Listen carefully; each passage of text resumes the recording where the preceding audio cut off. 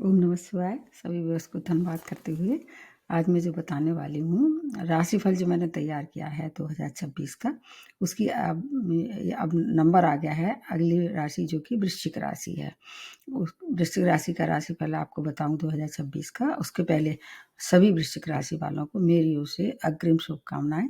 ईश्वर करे ये वर्ष आपके लिए मंगलमय हो, स्वस्थ रहे, प्रसन्न रहें, ऐसी मेरी ईश्वर से प्रार्थना है। तो अब 2026 वैसे देखा जाए तो किसका वर्ष है ये? सूर्य का वर्ष है। इसका टोटल अगर किया जाए तो मतलब अगर सिंगल डिजिट्स में बदल के देखा जाए तो ये बनता है किसका? सूर्य का वर्ष बनता है। और कैसे जाएगा उसके पहले मैं आप लोगों को थोड़ा सा वृश्चिक राशि के बारे में संक्षेप में बताने की कोशिश करती हूँ। वैसे तो मैंने बहुत डिटेल भी बनाया है हर एक राशि के लिए कैसे कैरेक्टरिस्टिक्स होते हैं। ये वर्ष के हिसाब से थोड़ा आपको बताने के पहले 2 लाइन है। एक एक मतलब सेंटेंस में कह सकते हैं कि आपके धन के रास्ते खुलेंगे वृश्चिक राशि के लिए। ये वर्ष जो है सूर्य का है और आपके स्वामी राशि जो है मंगल है। दोनों परम मित्र हैं। और आपके अगर और दूसरा देखा जाए स्वभाव कैसा होता है, आप मंगल के कारण जो है वो ऊर्जावान होते हैं, साहसी होते हैं, बहादुर होते हैं। और इसके साथ साथ थोड़े से क्रोधी स्वभाव के भी होते हैं। ये भी इनका एक पॉइंट है। और अगर प्रॉपर्टी का काम करते हैं, जैसे इनके पास एक से ज़्यादा प्रॉपर्टी होती है, प्रॉपर्टी ओनर होते हैं वृश्चिक राशि वाले। इन पे 2 ग्रह का प्रभाव होता है जहाँ तक मैं समझती हूँ। एक तो क्या है, मंगल तो है ही, और उसके बाद चंद्रमा इस राशि में नीच रहता है। इसलिए थोड़े मानसिक रूप से थोड़े से ऐसे कह सकते हैं कि मंगल और चंद्रमा की जो ऊर्जा है इनको क्रोधी और थोड़ा सा रिवेंजफुल बना देती है। ये इनके बारे में है। सभी लोगों के लिए होते हैं और भी देखना होगा। अब इसमें आपके लिए कारक ग्रह कौन से हैं? सबसे पहले ये, और लंबे समय के जो रहने वाले हैं आपकी राशि में 4 ग्रह होते हैं। वैसे तो शॉर्ट पीरियड से कुछ कुछ ग्रह बदल देते हैं। जैसे सूर्य अपनी राशि प्रतिमाह बदलते हैं, मंगल भी 30 से 45 दिन के अंदर। इस वर्ष क्या है, जो देखा जाए तो मंगल पिछले वर्ष काफ़ी कुछ उन्होंने दंगल किया था, और इस वर्ष भी वो करने वाले हैं, क्योंकि वर्ष की शुरुआत ही जो है अभी कम्बस्ट है। आपकी स्वामी राशि है, इसलिए सेकंड भाव में बहुत सारे ग्रह की होती है। उसे आपको जो पिछला वीडियो बनाया है उसमें देख सकते हैं। आपके जो लंबे समय तक रहने वाले हैं, अच्छी बात पहले बता देते हैं। आपके कारक ग्रह कौन से हैं? बृहस्पति हैं। बृहस्पति जब इन्होंने अभी 5 दिसंबर से अपनी राशि बदल ली, हालांकि ये 11 मार्च तक रहेंगे कैसे? वक्र अवस्था में। आपके अष्टम भाव को प्रभावित करेंगे प्रारंभ में, और ये रहेंगे 2 जून तक वहाँ। फिर 2 जून के बाद आपके भाग्य स्थान में आ जाएंगे, और फिर उसके बाद जो अक्टूबर तक वहाँ रहेंगे। उसके बाद फिर वो पुनः आपके 10th भाव में आ जाएंगे। इस तरह से 3 भाव को, कौन कौन से? अष्टम, नवम और दसम। 10वें भाव में ये भ्रमण करेंगे। अभी जो है 11 मार्च तक ये वक्र अवस्था में है। फिर उसके बाद ये अपनी राशि जैसी चेंज करेंगे, फिर मार्गी भी हो जाएंगे मार्च के बाद, 11 मार्च के बाद। ये तो हो गया बृहस्पति, जो आपके लिए हर तरह से तत्पर रहते हैं आपकी मतलब सहायता करने के लिए, क्योंकि इनकी दृष्टियों का जो मैंने वीडियो बनाया उसमें भी आपको थोड़ा सा देख लेना चाहिए। अब आ जाते हैं शनि। शनि वैसे तो देखा जाए आपके लिए तो अच्छे नहीं होते हैं। आपके दोनों ही, मतलब चंद्रमा और मंगल से इनकी दोस्ती नहीं है, एक तरह से दुश्मनी ही कह सकते हैं। अभी पंचम भाव में चल रहे हैं, मीन राशि में है ना। और फिर अगर दूसरी दृष्टि से देखे जाए तो थोड़ा बृहस्पति की राशि में इससे थोड़ी सी आपको राहत हो सकती है। ये अभी रहने वाले हैं 2027 तक, और फिर ये जुलाई में हो जाएंगे बकरी। तो इस तरह से देखें तो आपको मंगल इससे मिले जुले प्रभाव रहेंगे शनि से। मूल त्रिकोण है, इसलिए इसको थोड़ा सा आपको अलग तरह से देखना होगा। अब आ जाते हैं राहु। राहु 4थे भाव में चल रहे हैं, और फिर केतु चल रहे हैं 10वें भाव में। और ये अपनी राशि कब बदलेंगे? दोनों लगभग 5-6 दिसंबर 2026 को दोनों ही अपनी राशि बदल के राहु आ जाएंगे आप मकर राशि में, तीसरे भाव में। ये बहुत अच्छा परिवर्तन होगा आपके लिए। और उसके बाद केतु आ जाएंगे आपके भाग्य स्थान में, और वहाँ पर क्या है कि जून से तो आ जाएंगे वहाँ पर बृहस्पति। तो कुछ समय के लिए वहाँ पर मतलब बनेगा एक राजयोग, नीच भंग राजयोग जिसको कह सकते हैं। तो मंगल भी कुछ समय के लिए वहाँ रहेंगे, तो उस समय आपको दोबारा बता दिया जाएगा। ये ऐसे ग्रह जो है वो आपको पूरे वर्ष कुछ ना कुछ देने वाले हैं, या कुछ कहीं थोड़ी सी आपको अलर्ट करने वाले हैं। इस बार अगर राहु और केतु की दृष्टि से देखें तो स्वास्थ्य में सुधार, मंगल पूरे वर्ष आपकी प्रतिरोधक क्षमता में वृद्धि करने वाले हैं।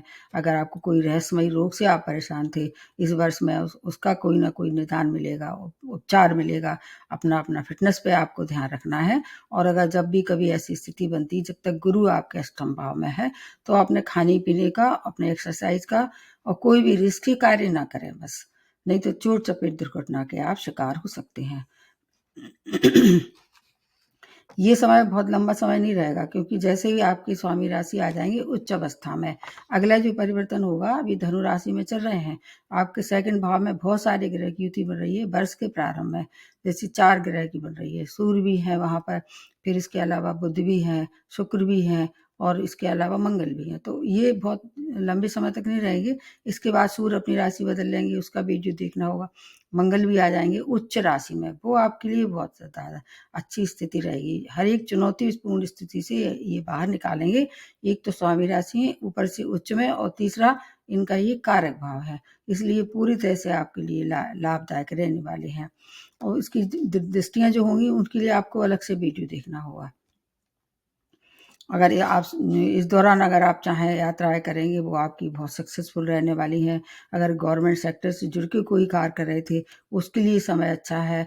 कोई लीगल एक्टिविटीज़ में आप कहीं से इन्वॉल्वमेंट था, फंसे हुए थे, उससे आप बाहर निकलने वाले हैं। और इसके साथ साथ आपके लिए जब ये उच्च अवस्था में हो गई, तो वो दूर से ऐसा लग रहा है ऐसा कि आपको प्रॉपर्टी की मतलब लेना, खरीदना या बेचना करना चाह रहे थे, वो भी आपको इस दौरान ये करा सकते हैं। मंगल जो है आपके लिए पूर्ण सपोर्टिव रहते हैं, बस केवल नीच राशि में ना आए तब तक के लिए। उसके बाद आपके लिए जब शुक्र आ जाएंगे 2 मार्च के बाद उच्च राशि में, उसका पूरा आर्थिक लाभ होगा, व्यापार के लिए अच्छा है। इसके सारा वैवाहिक संबंधों में मददता होगी, क्योंकि सप्तम भाव के मालिक हैं शुक्र, इसलिए वो 2 मार्च के बाद का आपको अलग से वीडियो देखना होगा।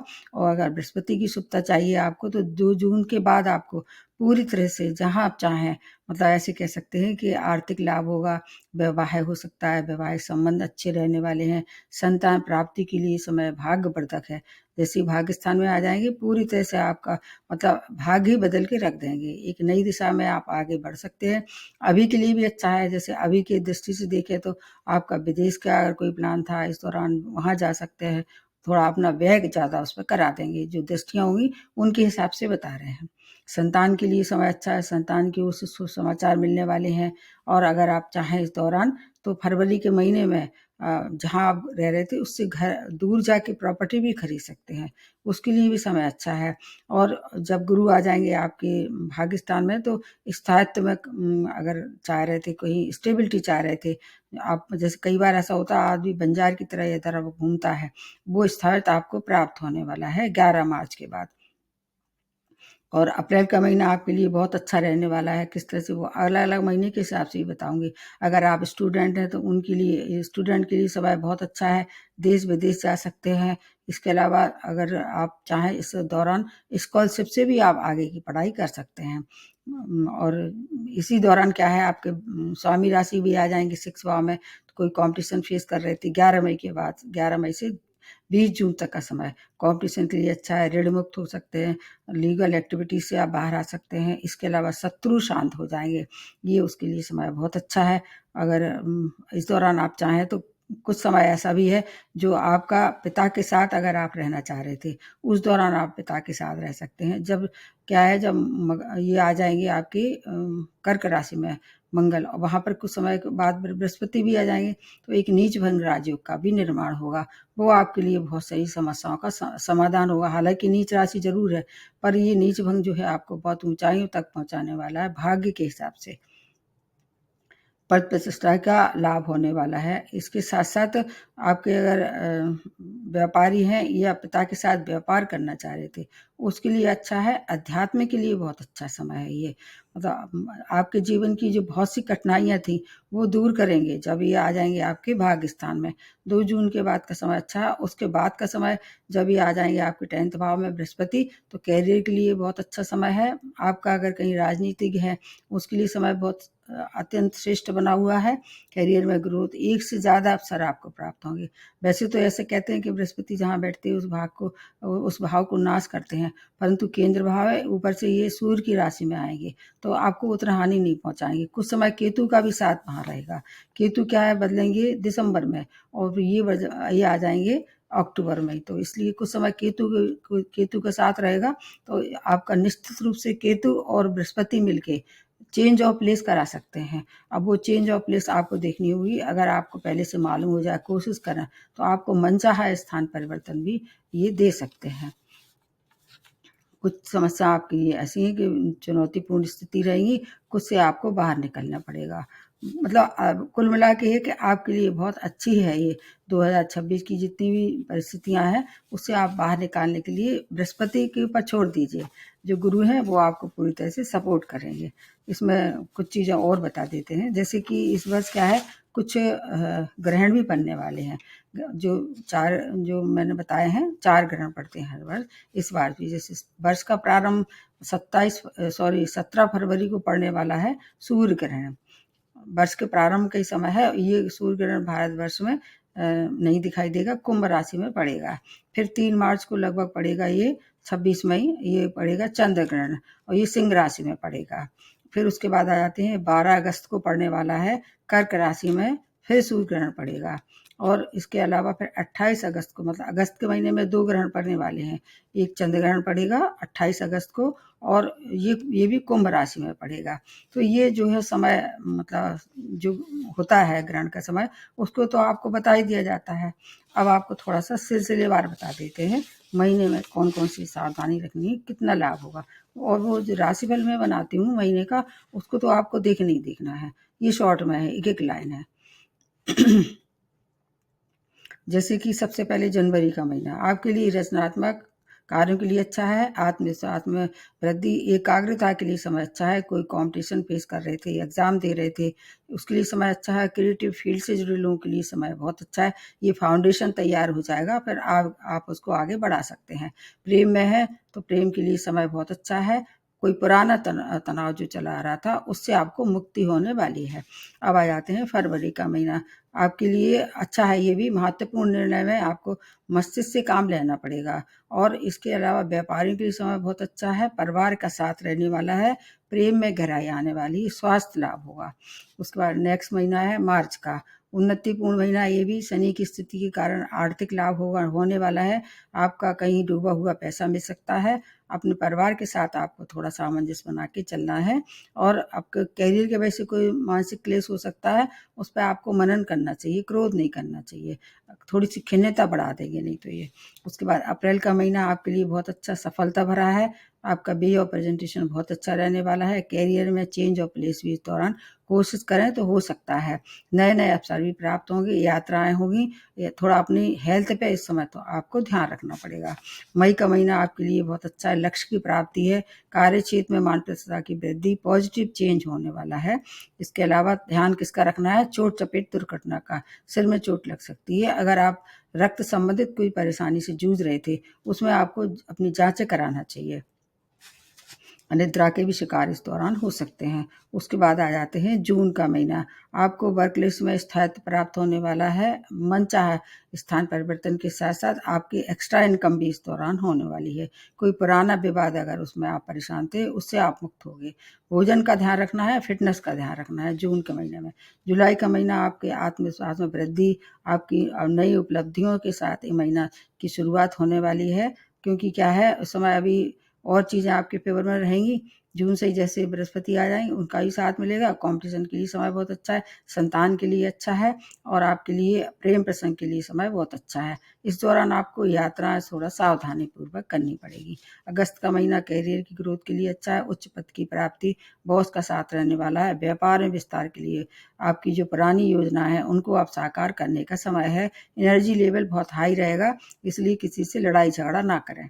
उसके बाद आते हैं सितंबर का महीना। ये थोड़ा सा आपको ध्यान रखना पड़ेगा अपनी हेल्थ का। और इस दौरान हो सकता है कोई सर्जरी छोटी मोटी करानी पड़े। शेष बाकी समय जब तक कि ये नीच अवस्था में मंगल रहेंगे, उसके बाद जैसे ही आ जाएंगे बृहस्पति भी इनके साथ, फिर आपको कोई परेशानी नहीं है। बाकी समय श्रेष्ठ रहने वाला है। आपके व्यक्तिगत संबंध अच्छे रहने वाले हैं। घर में कोई मांगलिक कार्य हो सकता है। सफलता भरा समय है। कहीं दूर से शुभ समाचार मिलने वाला है। उसके बाद आ जाते हैं अक्टूबर का महीना। आपको जो है करियर के लिए अच्छा है समय, व्यापार में विस्तार के लिए अच्छा है, आर्थिक उन्नति के लिए अच्छा है, परिवार में कोई शुभ समाचार मिलेगा, मैरिज लाइफ हेल्दी रहने वाली है, हैप्पी रहने वाली है, स्वास्थ्य भी लाभ इस दौरान आप कर सकते हैं। नवंबर का महीना मिश्रित फल देने वाला है। आपको इस दौरान बच के रहना है किससे, अनचाहे चेंज ऑफ प्लेस से, कार्य विशेष तौर से वर्क प्लेस में। आपका व्यक्तिगत जीवन भी थोड़ा बिखर सकता है, उसमें सामंजस्य बना के चलना है, अन्यथा आपको मानसिक पीड़ा का सामना करना पड़ेगा। दिसंबर का महीना बहुत ही अच्छा है। लास्ट में जब राहु आ जाएंगे और केतु आ जाएंगे, उसके बाद का समय जो है वो आपके लिए ये समय बहुत महत्वपूर्ण रहने वाला है। आपके ऊपर अगर वर्क प्लेस में बहुत ज़्यादा उत्तरदायित्व बढ़ने वाला है, एक नई दिशा के निर्माण का इस दौरान हो सकता है शुरुआत हो, और उसकी वजह से आपकी जो ग्रोथ रुकी हुई थी विशेष तौर से कार्य क्षेत्र में, वो ग्रोथ होगी, धन लाभ होगा, कोई शुभ समाचार मिलेगा, स्वास्थ्य लाभ होगा। परिवार के साथ आपको जरूर संबंधों का ध्यान रखना पड़ेगा। तो ये तो हो गया दिसंबर का महीना पूरा मैंने बता दिया है। ये शॉर्ट में बताया है, वैसे जो बीच में बनाएंगे महीने का और जो चेंजेस होंगे उन पे और पूरा आप उस पर चाहें तो ट्रस्ट कर सकते हैं। अभी छोटे मोटे चीज़ों के लिए ये समय और बता देते हैं। जैसे अगर कलर के हिसाब से पूरे वर्ष कौन सा कलर आपके लिए सूटेबल रहेगा, सबसे ज़्यादा अच्छा रहेगा आपके लिए येलो कलर। दूसरा आपके लिए रहेगा रेड कलर, आप रेड कलर पहन सकते हैं। और तीसरा रहेगा आपके लिए ऑरेंज कलर। ब्लैक कलर आपके लिए उतना अच्छा नहीं रहने वाला है। जहाँ तक दिन के हिसाब से सबसे अच्छे दिन रहेंगे आपके लिए, एक तो स्वयं मंगलवार, उसके बाद बृहस्पतिवार, और इसके बाद फिर आ जाता है सोमवार। कौन सा दिन आपको अवॉइड करना है, शनिवार। आप चाहें तो मतलब बुधवार को भी अवॉइड करना है, आपके लिए बुधवार भी अच्छा नहीं रहता है। बहुत अच्छा समय है आपके लिए। जो भी काम करना है थोड़ा देख लें एक बार, जो जो मैंने डेट बनाई है उनके हिसाब से देखें। और वही एक बात है कि जो मैंने एक वीडियो बनाया है मूलांक के हिसाब से, उसको भी देखना है, और बीच बीच में जो परिवर्तन होते हैं उनको भी थोड़ा एक नज़र मार लेना है। अब कुछ लोगों को बहुत शिकायत होती है कि मतलब आप बताते हो लेकिन उससे कुछ होता नहीं है, तो वो उनकी अपनी डेस्टिनी है। डेस्टिनी कोई नहीं बदल सकता है। आप इस बात पे तो बिल्कुल विश्वास कर सकते हैं आंखें बंद करके। एक एग्जाम्पल मैं बताती हूँ, जिससे हो सकता है आपको कुछ राहत मिले। कोशिश करती हूँ, अगर आपको नहीं करना है विश्वास तो आपकी मर्जी है। जैसे आपने देखा होगा इस समय अपने भारत देश की कौन है राष्ट्रपति, द्रौपदी मैडम है ना। तो देखिए कहाँ से कहाँ पहुँच गई। ये क्या है, ये ग्रहों का ही तो है सब कुछ लेखा जोखा। उनकी किस्मत में था, उनने कोशिश की। अगर आप कोशिश ही नहीं करेंगे, पहले यही सोचते रहेंगे कुछ नहीं होता है, तो फिर वाकई कुछ नहीं होगा। क्योंकि 24 घंटे में एक बार आपकी जो जीभ से जो निकलता है वो सत्य होता है, ये मान के चलो। तो छोटी सी मैंने कोशिश की, और पुनः वही निवेदन है, ज़्यादा ज़्यादा वीडियो को लाइक कीजिए, सब्सक्राइब कीजिए, और जिनने मेरे थैंक्स का बटन दबाया है उनको बहुत बहुत धन्यवाद। आज यहीं समाप्त करते हुए नमस्ते और धन्यवाद।